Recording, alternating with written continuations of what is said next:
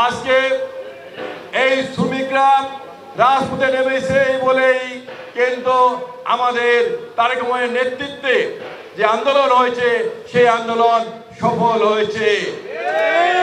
শুধু এই জায়গায় নয়, আমরা দীর্ঘ 16 বছর ফ্যাসিস্ট সরকারের বিরুদ্ধে আন্দোলন সংগ্রাম করেছি।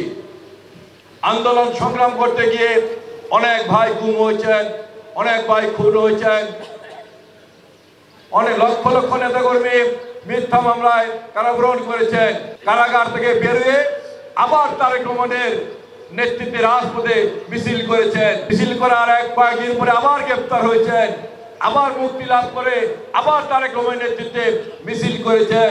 কিন্তু বিএনপি ছাড়েননি, আওয়ামী লীগে যাননি, রাজপথের তারেক রহমানের নেতৃত্বে সর্বদা জাগ্রত ছিলেন।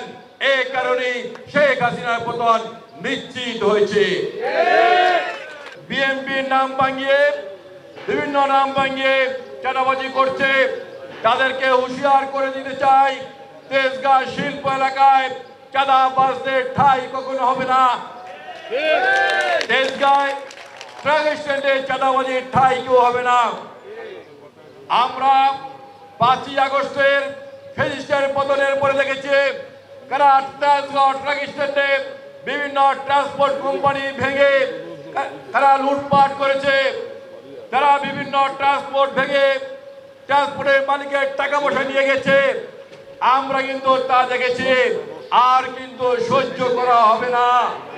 চাঁদাবাজি করতে চাই তো এলাকার শ্রমিক ও মেকানিক শ্রমিক ভাইরা ঐক্যবদ্ধ হবে, তাদেরকে প্রতিহত করবেন, তাদেরকে ধরে হাত পা ভেঙে পুলিশে দিয়ে দিবেন। চাঁদাবাজ কখনো কোন দলের হতে পারে না। চাঁদাবাজ চাঁদাবাজি। আমাদের নেতা তারেক রহমান বলেছেন, বিএনপির প্রতিটা নেতা কর্মীকে জনগণের পাশে থাকতে হবে।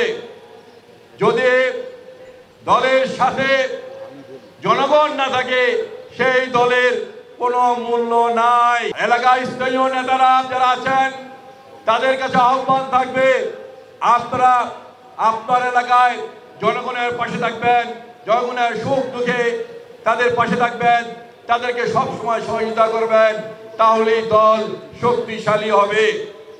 যেমনিভাবে শহীদ রাষ্ট্রপতি জিয়াউর রহমান বাংলাদেশের বিভিন্ন প্রান্তে ঘুরে ঘুরে বিএনপিকে মানুষের হৃদয়ে স্থান করে দিয়েছেন, পরবর্তী পর্যায়ে আমাদের নেত্রী বেগম খালেদা জিয়া সারা বাংলাদেশে ঘুরে ঘুরে বিএনপিকে জনগণের মনে স্থান করে দিয়েছেন।